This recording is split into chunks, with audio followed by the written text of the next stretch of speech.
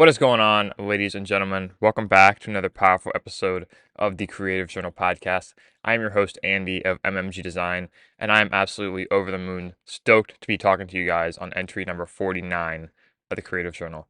And today's episode, we have Creative Briefs Part 3, and this is 3 business lessons that I just cannot stop thinking about over the past few weeks. And it kind of fell at a good time. This was scripted in as a solo episode. Share with you guys 3 business lessons that have just been filling my mind on these runs and these meetings and as I go throughout my day and build the design agency. So, without further ado, welcome to entry number 49 of the Creative Journal. Let's dive right on in. The 3 things that I cannot stop thinking about. Number 1, different seasons of running your business. Number 2, more, better, than different. Number 3, deadlines are an accelerator of results. I'm going to unpack each of these one at a time with some quotes and some practical examples of how they've applied to my life recently and why I cannot get them out of my head. And hopefully examples you can walk away with as well. So number 1, different seasons of running your business.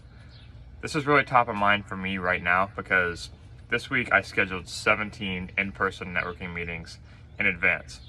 And I kind of had to make peace with the fact that this was going to be a very much run and gun on the road, make connections, be social, and I wasn't going to get a whole lot done on the fulfillment side of things. I was constantly behind on content, on fulfillment, on getting social posts up for a few clients, and I set the conditions for that over the weekend. I got some automations in place, checked a lot of boxes, and it was really uncomfortable to kind of change your schedule up like this, and something I'm getting better at as well, is recognizing that no 2 days are going to look exactly the same. And that's okay. So having all of these meetings going place to place, what did I learn? Well, I learned that too many meetings like that does really drain your social battery. You end up giving a lot of stuff out to people. But what I've also found is that generating these opportunities for serendipitous moments have been the single biggest needle mover in the business so far. So, for example, just one-off connections that I never would have thought to invest into or to optimize for.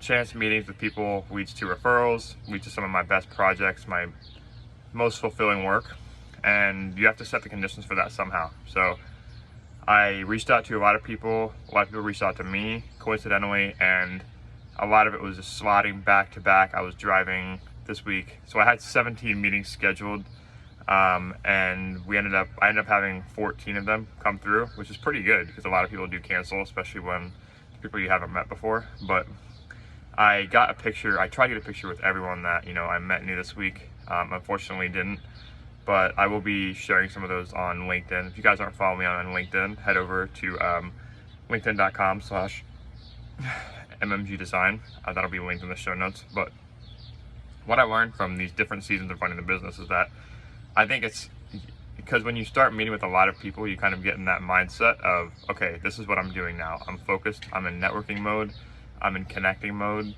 A lot of the momentum from these meetings really builds on each other, and it's a really good opportunity to refine your craft and speak better. And that's the whole reason I started the show. That's the whole reason I highly recommend you guys book a lot of meetings and go through points like this where you're iterating, you're practicing, you're getting feedback from potential customers, and you're just seeing what works best. Because until you've gone through it, until you've iterated, tested, asked these questions, gotten feedback, and you've done conscious calculation of the results, then you really don't know what you're in the market for. You don't know what people get the most value out of.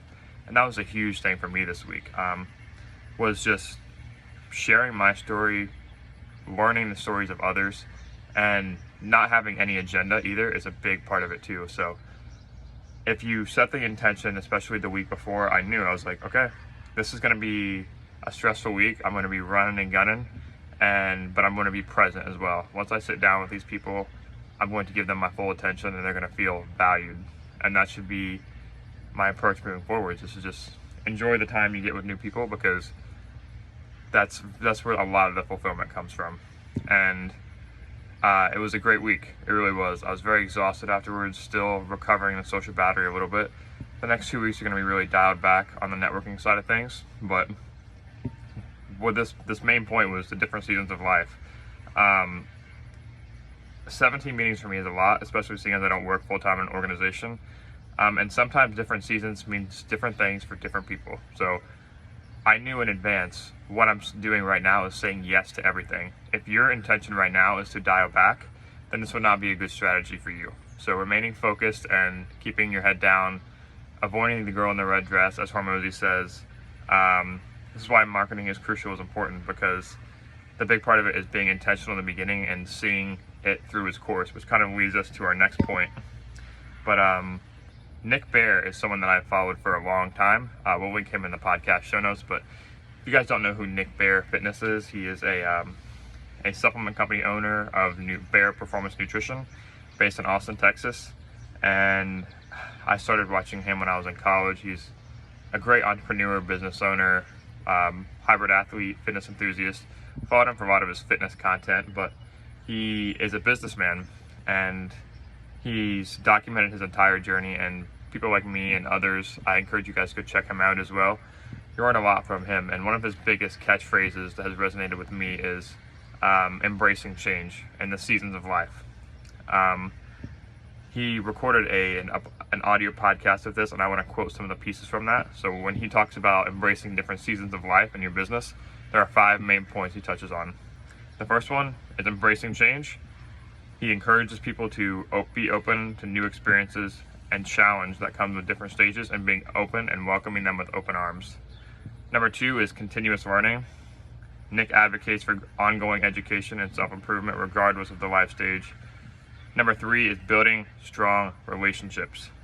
No matter what phase or season of life you're in, relationships should be a constant. And although they may ebb and flow based on what season you're in, they should always be a priority. And whether you're making new relationships or focus on maintaining and repairing old ones, relationships should be involved no matter what phase you're in. Number 4 is setting and pursuing goals. So as you prepare for a new season, the intentionality behind setting the goals and quantifiable metrics that will lead to the outcome that you can then assess and pick apart from later. For me, it was, okay, what did I learn from these meetings? What can I go and improve upon in my speaking, my process, my networking approach? Did I come off brash? Was I talking too much in general? What were some of the commonalities of some of the people that I met with? Do they have some of the same struggles that I thought they did? Is the market changing? Things like this. And number 5 is resilience and adaptability. He emphasizes developing the mental strength to navigate challenges setbacks that arise in various life stages. So that's a really good thing. That's the first thing that I cannot stop thinking about, is the different seasons of life and business and then how you approach each of them. Number 2, and this is probably my favorite one, and it applies to so many different things, is primarily spearheaded by the man, the myth, the legend, Alex Hormozi. And that is more, better, new. So what does that mean? There have been so many times as I've started this business and life in general, and I think it's the human curse. As we go through anything, we get the allure of moving on too quickly. So we try something new, there's a big dopamine hit associated with doing something for the first time, and then as the initial momentum wears off, you sort of lose emphasis for it. You feel like sometimes it doesn't work right away, which is the problem with a lot of these things in marketing, is that they don't work right away. You have to invest time up front and see these things through their course. So a really good approach that Hormozi talks about is approaching more, better, different. In the beginning, the answer is almost more. So time is a function of more, and effort is a function of more. So if you're not getting results from what you're doing, whether it's in marketing, advertising, your business, the results you're getting for clients, you can always have ways you can scale that up or down. And if you approach these efforts with an internal locus of control, meaning if you're not successful in something, you take ownership and you say, okay, I just don't know. So instead of saying like running ads doesn't work for us, you could say, I don't know how to run ads. For example, that will give you so much power over the control of the outcomes. For example, when I started on LinkedIn, I was the victim mentality of this to a T. I said, I'm not seeing any conversions from LinkedIn. LinkedIn doesn't work for me. Instead, you can rephrase that to say, I don't know how to use LinkedIn. And then you can take all of these amazing courses from places like The Future, Jasmine Alec, just listen to these podcasts, these interviews, start engaging more, putting more time into it, commenting, trying new content strategies, and it will start to work for you eventually. And it's a slow burn, but you have to do more in the beginning. And whether that more is a function of your time or your efforts, you can always scale it up. So say you've tried more and now you need to move on to better. Once you've really milked the efforts of doing more, and this is the first default should always be more, because you can always do more no matter what you're doing. But then you want to move on to better. So how can you improve your outbound, your sales, your process, your overall brand to your business to just be better? And none of us are perfect, so this is kind of an infinite little hamster wheel we can ride around. But Hormozi says you can always do more of one thing in the beginning. If one-on-one calls serve to have the highest close rate, you should always do more one-on-one calls. If your ads funnel is profitable and driving new leads, then you should run more ads. If your IG reels are driving new leads, then you should publish more reels. Find what's working and simply do more of it. It doesn't always require new solutions. It's the fastest, lowest effort, highest impact direction to go. And this is this whole piece of intentionality that goes behind creating content or marketing your business. And this is the biggest thing that I'm thinking about right now. I can't stop thinking about it. More, better. And then the last one is different. How can you change what you've already done once you've exhausted all the other resources? And you have to be honest with yourself here, because if you're not enjoying a certain platform, if you're not enjoying a certain part of your business, it could just mean it's not for you. And I would encourage you in the more and the better state, in the better phase, when you're trying to perfect what you do or perfect your craft, your service, your outbound, that you really focus on creating a sustainable way that you enjoy it. When I first started this podcast, and there still is to this day, there's a lot of friction in doing these things. When I record these vlogs and I have to edit all this footage, there's a ton of friction, and a lot of times it's not fun. When I go to write a newsletter, I'm having to gather a lot of assets from throughout the week. When I communicate with my interns, there's a lot of communication stopgaps that I'm trying to improve. So it's not always easy, but how can we do it over and over again? So when I write down tasks for the interns, it's, okay, we've done it for 2 weeks now. How can we improve this process, make it better? And then if something's not working, if the Notion dashboard isn't working, how do we change the process altogether to make it easier? So make sure I'm trying to be a lot more conscious of how I run each of my processes through these 3 stages, and being honest with myself on where I'm at on each of them. Because it's totally okay to abandon ship before you've gone through all 3. That's human nature. And it's a big part of why we abandon things in the first place. But you just got to be honest with yourself on if you've exhausted everything, and then have the language that reflects your true state as to whether you've exhausted all your resources, because odds are you have not. So that's number 2. Number 2 thing I can't stop thinking of. A lot of that is based on Alex Hormozi's book, $1 Million Leads, which, by the way, is in the Essential Business Owners Reading Database, a curated selection of all the most impactful business books you guys ever need to learn if you want to start your reading habit. So many books on entrepreneurship, creativity, design, business, and how you, with three of the biggest takeaways and actionable quotes, to see if you like it or not. You can filter the database by author, category, difficulty, and with outbound links to the cheapest places I can find to buy it online if you decide you like it. And that's all in one free Notion database for you, which you can clone. If you guys are interested in that, check that out in the description down below. Moving on to the thing number 3 that I cannot stop thinking about. And that is deadlines. So another book I started reading lately is The 12-Week Year by Brian Moran. And its deadlines are one of the biggest concepts of this, and I listened to this on the morning run today, is that deadlines are an accelerator of results. Our lifespan is the ultimate deadline, and how much we accomplish is a measure of how we use that time. And this just hit me so hard, because something I say a lot is that we're all our own worst critics. We have a front row view at our own shortcomings, and we see them all the time. And all I think about is when I hear quotes like this, like, our life is finite, you want to be maximizing every single minute. My default is to stress about this, because I think of all the time, all the drag time that goes down between being productive. I think about all the time I waste on social media. I think about all the time I'm hesitant to get out of bed, all the long hours I spend commuting, doing unproductive things, and the residual time that I spend between tasks and the times I procrastinate, and it stresses me out, and it honestly makes me sad. Not just for myself, but I know there's so many other people that go through the same thing. And the biggest difference, the people that can overcome this and use it as motivation. So as soon as I have a scroll session, a doom scroll session I call it, I've gotten a lot better at these. It's still a constant battle for me, so I waste so much time on social media. And I just view it as, okay, Andy, you're taking time away from yourself. And having that honest, hard look in the mirror, especially when I'm trying to build this business and I'm not making any excuses,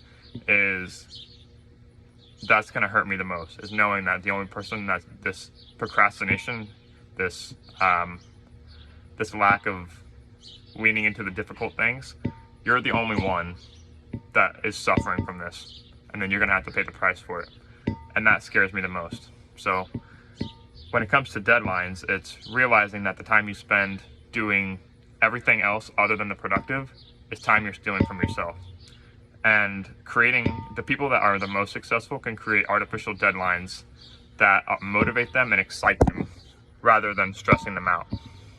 So in practical application, I think a really good approach to having a tight deadline is not stress, but excitement. It's, oh my gosh, it's game time. When you have to get a project done next week, or you're pulling a late all-nighter, and you have to be careful with this because you can run this straight into the ground, because I have. But a really good approach to having tight deadlines or accomplishing your goals faster is just saying, it's game time. I'm going to be the one that benefits from cutting out the bullshit, cutting out the unnecessary, and getting right to work. And when you reframe yourself as the internal locus of control, of having control of the outcomes and knowing that the stress that you're putting yourself to in the short term is only going to benefit you in the long term, then you're the one that you're in such a better mindset frame position to push through the hard times and get stuff done faster. So deadlines are an accelerator of results, the 12-week year by Brian Moran. And the best quote from that book that I've found so far and I want to share with you guys is, intentionality is your secret weapon on the war on mediocrity. And that applies, I think, to all three of these, and I think it's a great way to wrap up, is that if you can be intentional in all of your strategies, then at the end of the day, once you know for sure you've exhausted every single resource, that's where intentionality comes in, because you're on the right path, you're doing the right thing, you schedule it out ahead of time, you acknowledge what season of life you're in, you acknowledge what your content strategy is, if you're doing more, if you're doing better, if you're doing it different, and you've acknowledged that these deadlines you created are a function of creating higher output that'll benefit you in the long run rather than a reason to stress in the short run. So to sum up the three things that I can't stop thinking about, and I hope that I've learned, that I've taught you something today. 1, different seasons of life and how to approach them. 2, more, better than different, whether that's with your content or your business strategy as a whole. And 3, deadlines are an accelerator of results and not a reason to stress. So that's where we're going to wrap it up today. I appreciate you guys listening to entry number 49 of the show. We're getting close to 1 year anniversary of the Creative Journal podcast by MMG Design.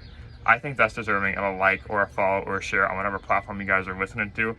We're going to keep bringing it every single week for you guys. I hope you guys have learned and gotten something out of the value that I have gone through as I've grown this business. We're going to keep bringing the heat every single week.